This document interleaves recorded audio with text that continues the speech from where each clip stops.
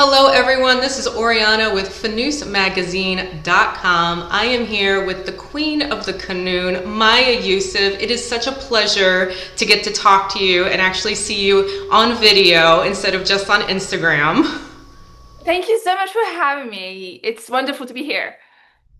Well, I am super excited because you and I are actually partnering along with a lot of other fantastic dancers for a new program that you have coming up to help dancers specifically understand the concept of maqam. Yes, that is correct. I mean, dances have been in my world for as long as, I started teaching online about 6 years ago, and I've always had dancers come to me like, but then, I started having conversations with them, particularly early on this year, and I discovered that there is a huge part of musicality missing. And that piece is definitely maqam, and for those of you who don't know what maqam is, you might have heard the word, you might think like, oh, I think somebody told me that I might need that or might not need that. Basically, it's the raw material from which every single song that you have danced to is made of. And so the emotion of the music is in the maqam, and you beautiful dancers are, you make the music visible. And so it's very important to have that. It must be common knowledge for all dancers. And for those of you who know what maqam is, perhaps you thought like it's too stiff and too academic. So I am on a mission to make it accessible for the dance community, and I'm so excited. I'm very excited too. I feel like the concept of maqam is a very vague definition that sometimes we hear about as dancers. So, how are you working to make such a sometimes difficult concept come alive for a dance student?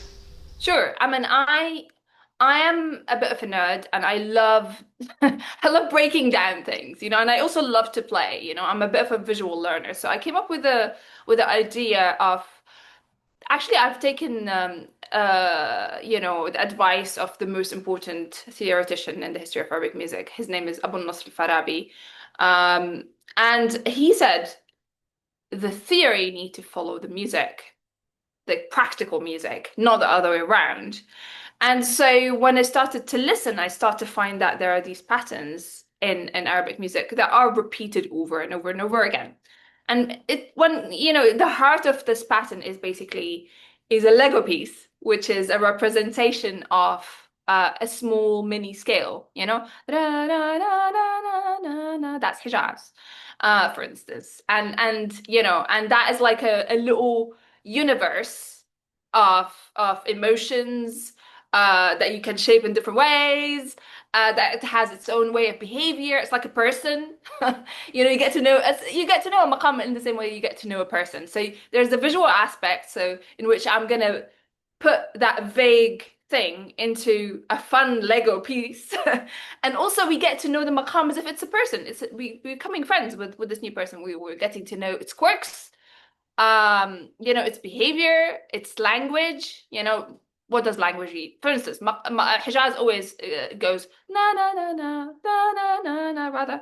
So this is kind of like part of the Hijaz language, and these are like small melodic phrases.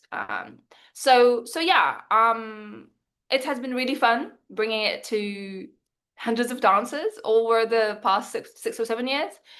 And yeah, I think it will be a game changer for the dance community because it's very accessible. Even a 10-year-old will understand. That was actually going to be my next question. Should anybody be concerned of if there may be a beginner dancer or if they're just starting out with, Arabic music because the Arabic classical scales and the maqam can feel so complicated. Yeah. Is this for anyone? Anyone and everyone. Do you have ears? Good. You're ready. You don't need anything. You don't need anything. Absolutely. You don't need any music knowledge, and you don't need to know how to read sheet music. You don't need to have to play musical instrument. It's if you can hear, if you have ears and you can hear, that's it. That's all you need. And you haven't been introduced to a new way of of listening. And that's what I'm really excited about. It's very simple. Maqam is really simple. Maqam is it's actually really fun, you know. Simple and fun when you learn it the right way. And yeah, for that you don't need any, any training whatsoever. So tell us a little bit about your background. You are the Queen of the Qanun. And I mean, how long have you been playing? Do you only play Qanun? Tell us a little bit about yourself as a musician. Sure. I have been playing Qanun for over 38 years or 37 years. I am Syrian, British. I grew up in Syria and was classically trained there.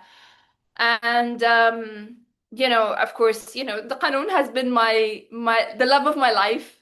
I fell in love with it since I was 8 year old, and my first Qanun was like 5 times my size when I started. I had to go really like this to reach the higher octaves. And it has taken me into a wonderful journey of, particularly when I moved to the UK in 2012.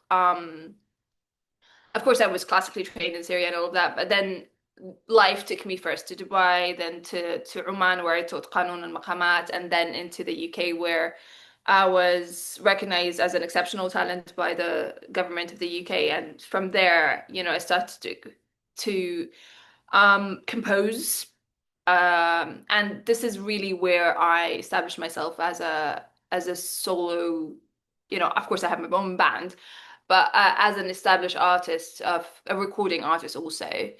But teaching has always been something that I absolutely love, If I have like such intense pleasure seeing somebody completely mystified by something and then getting it, and then there's the spark in their eye, and they go like, yes.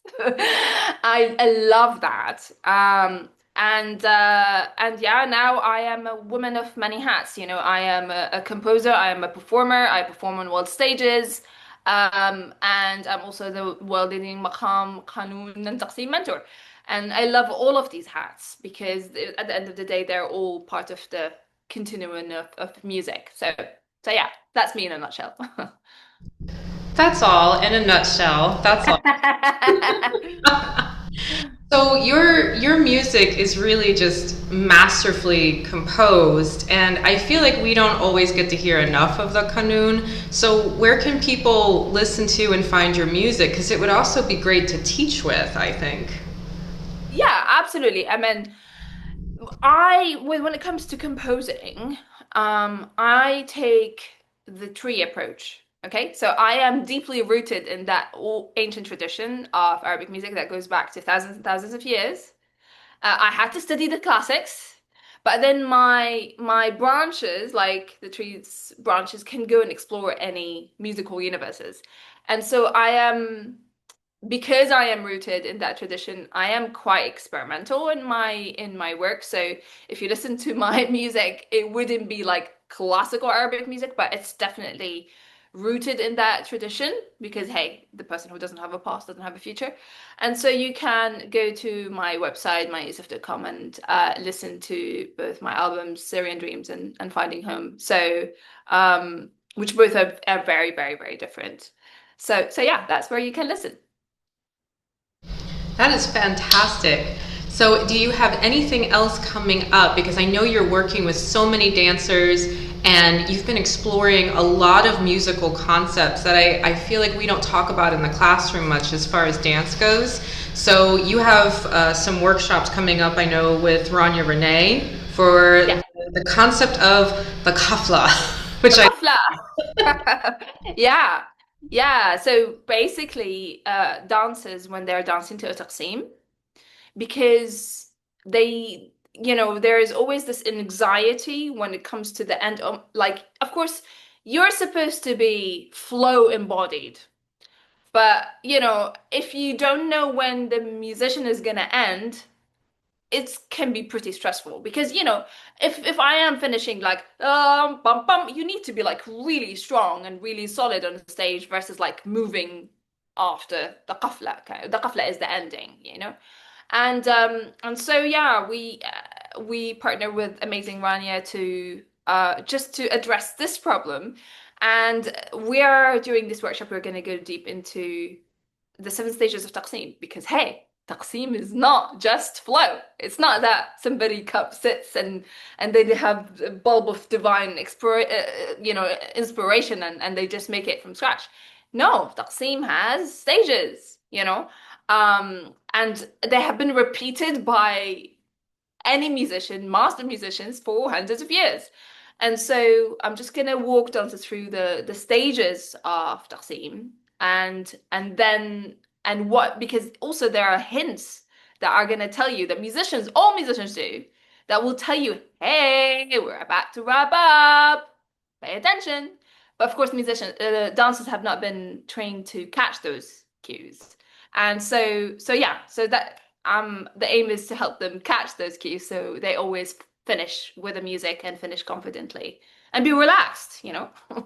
So you know when it's coming. Okay, right. I know when it's coming and I just and you stay relaxed in your nervous system.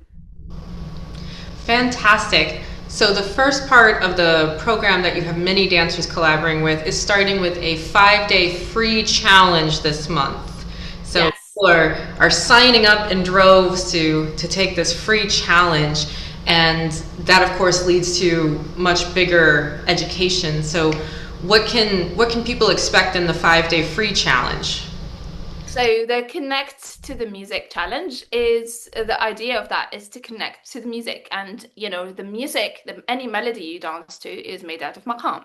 So I'm gonna empower dancers with a very dancer friendly method to understand the maqam, recognize it by ear, understand how the emotion of it, because hey, when it comes to the emotion of maqam, there are so many misconceptions, because a maqam is not just few words. It's a mini universe of multiple emotions. Okay.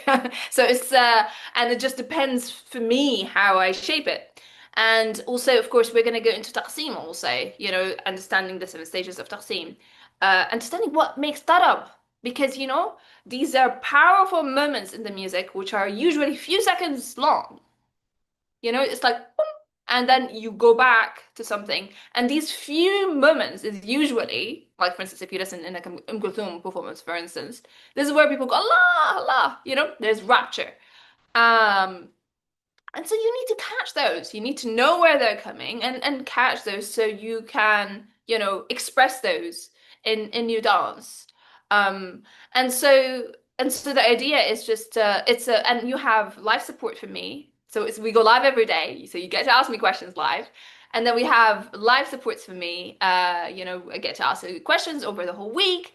There are prizes, and it's gonna be a lot of fun. I can't wait for it. So yeah.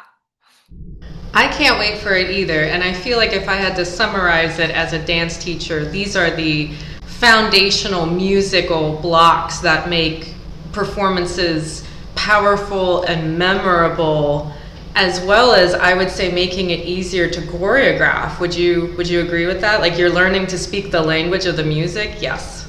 Absolutely. Because for you dancers, you feel the music, most dancers feel the music intuitively. But for all learning, usually learning happens is that you learn a concept intellectually and then you embody it. You have it under your skin. But you have it the other way around. So when you couple like an intellectual understanding with an intuitive understanding, then something really powerful will unlock in your dance. And that's the aim because I hear it all the time when I work with dancers.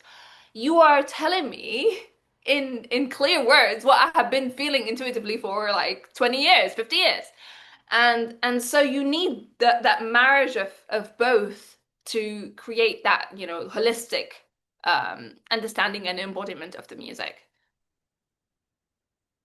Well, I can't wait to get started. This has been an absolute treat, and what a rare gift to the dance community to have someone that can, like you said, explain this in extremely clear and accessible terms. So make sure to visit Fanoos Magazine on our Facebook page, on our Instagram. The sign-up link for the 5-day free challenge is there. or you can visit mayayoussef.com to follow everything that this incredible artist is doing. And I can't wait to work with you more. Thank you so much for being with us. Thank you so, so much. I really appreciate you, Oriana, and I appreciate everything Fanoos is doing.